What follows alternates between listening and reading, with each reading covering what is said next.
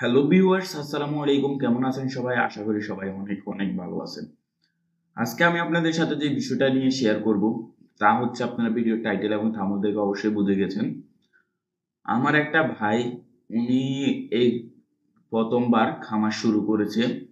তো উনার যে ইনকিউবেটর গুলো আছে, উনার ৮০০ ডিমের একটা ইনকিউবেটর আছে এবং কি ৫০০ ডিমের একটা আছে। টোটাল উনার ২,৫০০ না ৩,০০০ ইনকিউবেটর আছে উনার। তো উনি ১ম পাস্টে ৮০০টা ডিম দিয়েছে। এর মধ্যে মাত্র ৫টা ডিম ফুটেছে। এরপরে ৫০০টা ডিম দিয়েছে। এর মধ্যে মাত্র ১০টা না ১২টা ডিম ফুটেছে। তো ওই সমস্যাগুলো নিয়েই আমি আজকে আপনাদের সাথে কথা বলব।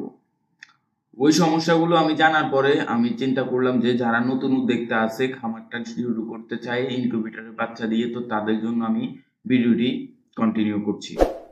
তো ভিডিওটি শুরু করার আগে আপনাদের কাছে একটাই রিকোয়েস্ট থাকবে, আমার রিয়াদ এগ্রো ফার্ম চ্যানেল আপনি যদি সাবস্ক্রাইব করে না থাকেন তাহলে অবশ্যই আমার চ্যানেলটিকে সাবস্ক্রাইব করে দিবেন। তো ভিউয়ার্স, প্রথমত আমি যে বিষয় নিয়ে আপনাদের সাথে কথা বলবো তা হচ্ছে গিয়ে, আপনি যখন প্রথম ফার্স্ট একটা খামার শুরু করতে চান, তখন আপনি কি করেন, আপনারা উদ্দেশ্য করে ফেলেন যে আমি এখনই ৮০০ ডিম দিয়ে দেবো, ৮০০ ডিমের বাচ্চা ফুটে যাবে, আমার খামার অনেক বড় হয়ে যাবে। তো তাদের জন্য আমি বলছি, ভাইয়া আমিও কিন্তু একদিনে এত বড় হই নাই। আর যেরকম একটা ছোট বাচ্চা আস্তে আস্তে বড় হয়, ঠিক আপনি খামারটাও ঠিক ওইভাবে ছোট থেকে শুরু করবেন। আচ্ছা, মেইন প্যাট কিন্তু বিষয় এটা না, তারপর আমি বলতেছি আপনাদের জন্য। ভিডিওটি দয়া করে সম্পূর্ণ দেখবেন, তাহলে আপনারা বুঝতে পারবেন যে কেন ইনকিউবেটরে ডিম এভাবে নষ্ট হয়। প্রথমত আমি আপনাদেরকে ২-৩টা কারণ বলবো, যে কারণগুলোর কারণে তার এই সমস্যাগুলো দেখা দিছে। এর আগে বলবো, আপনি যখন নতুন একটা ইনকিউবেটর নিবেন, তখন আপনি কিন্তু ২০০ ডিমের নিলে আপনি ৫০টা ডিম বসাবেন। আমি আপনাদেরকে সবসময় বলি যে ছোট থেকে শুরু করেন। আপনি যখন ৫০টা ডিম বসাবেন, তখন ওখান থেকে আপনার ৫টা ডিম 10টা ডিম ফুটলেও আপনি লস বেশি খাবেন না। আপনার একটা জিনিস টেনশন থাকবে কি, আমি ডিমটা কেন ফুটে নাই? আমি ওটা জানতে চাই। তখন আপনি ইনকিউবেটর কিভাবে চলাবেন, তখন আপনার ব্রেনের ভিতরে অটোমেটিক কাজ করবে। এটা স্বাভাবিক। আপনি যখন এটা নিয়ে ভাববেন যে কেন আমার ইনকিউবেটর কাজ করতেছে না, তখন এটা অটোমেটিকই ভাববে। তো এরপর আমি যে কথাটা বলতে চাই আপনাদেরকে, ওইটা হলো আপনাদের ইনকিউবেটরের ৩টা ভুল। প্রথমত, আমরা ডিমকে পরিষ্কার করে বসাতে জানি না। আমরা ডিমকে পরিষ্কার করে বসাতে জানি না। কিভাবে ডিমগুলা পরিষ্কার করব, কিভাবে ডিমগুলা পরিষ্কার করব, ওই টপিকের ভিডিও আমি চ্যানেল দেওয়া আছে, চাইলে দেখে আসতে পারেন। আমার ভিডিওতে আরো ভালো ভালো কিছু ভিডিও দেওয়া আছে ইনকিউবেটর সম্পর্কে, চাইলে দেখে আসতে পারেন। তো এরপরে যে কাজটা, সেটা হচ্ছে আমাদের সঠিক বীজ ডিম আছে কিনা। আমাদের সঠিক বীজ ডিম আছে কিনা। বীজ ডিম কি, ওই সম্পর্কেও রিলেটেড ভিডিও দেওয়া আছে। কারণ আমি যদি এখন ওই সম্পর্কে ভেঙে বলতে যাই, তাহলে দেখা গেছে ভিডিওটা অনেক লম্বা হয়ে যাবে, আপনারা বিরক্ত ফিল করবেন। তো এই জন্য আমি ভিডিওটি লম্বা করছি না, আপনারা চাইলে ওই ভিডিওটি দেখে আসতে পারেন। ৩ নাম্বার যেটা হলো, আমাদের স্যাটারে ডিমগুলো বসাতে ভুল করি। স্যাটারে ডিমগুলো বসাতে ভুল করি। কি ভুল করি? স্যাটারে ডিমগুলো মূলত আমরা চিকন দিক নিচে, মোটা দিক উপর দিকে দিয়ে বসাতে হয়।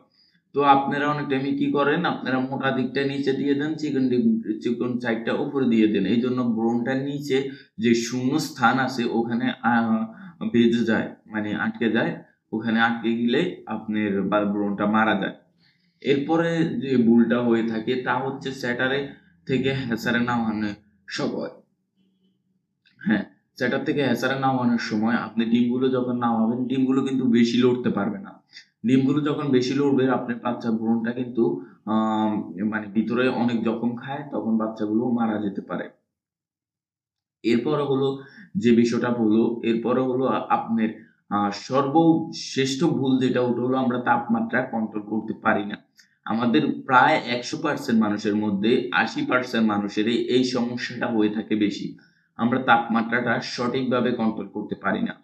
তাপমাত্রাটা যখন আমরা সঠিকভাবে কন্ট্রোল করতে পারবো, তখন আমাদের গিয়ে ইনকিউবেটরে ঠিকভাবে বাচ্চা ফুটবে। এবার আসুন, আপনাদের ইনকিউবেটরের তাপমাত্রাটা কিভাবে কন্ট্রোল করবেন। আপনি ইনকিউবেটরে যদি অটো ইনকিউবেটর নেন, তাহলে আপনি ওখানে সেট করে দিবেন ৩৭.৭ সর্বোচ্চ এবং কি সর্বনিম্ন ৩৫.১। এর উপরেও যেতে দিবেন না, এর নিচেও নামতে দেওয়া যাবে না। ঠিক আছে, এভাবে আপনি কন্ট্রোল করবেন।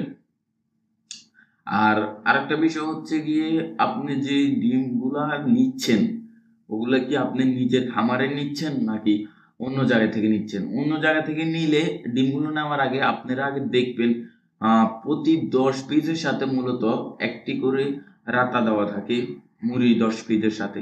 যদি 10 পিসের সাথে একটি করে রাতা না থাকে তাহলে ডিমটা ওখান থেকে কিনা যাবেই না। আর যদি 5 পিসের সাথে একটা করে রাতা থাকে তাহলে আপনি গ্যারান্টি পাবেন 100% আপনার ডিমগুলোতে বীজ আছে। ঠিক আছে? তো আই হোপ আপনারা বুঝতে পারছেন কি কারণে আপনাদের ইনকিউবেটরে বাচ্চা ঠিকমতো ফুটে নাই। তো কারণগুলো বুঝতে পারছেন, আপনি কিভাবে কন্ট্রোল করবেন আমি আপনাদেরকে বলে দিছি। তো ভিডিওটি যদি ভালো লেগে থাকে তাহলে অবশ্যই একটা লাইক করবেন, সাবস্ক্রাইব করবেন আর কমেন্ট করতে ভুলবেন না আপনাদের কাছে কিরম ভালো লেগেছে কিনা। আর অবশ্যই আমাকে কমেন্ট করবেন আপনারা কোন বিষয়ে জানতে চান, আমি ওই বিষয়ের উপরে আপনাদেরকে টিউটোরিয়াল করে দিব। তো আজকের মতো এখানে বিদায়, দেখা হবে অন্য কোনো ভিডিওতে। তো ভালো থাকবেন, সুস্থ থাকবেন, আল্লাহ হাফিজ।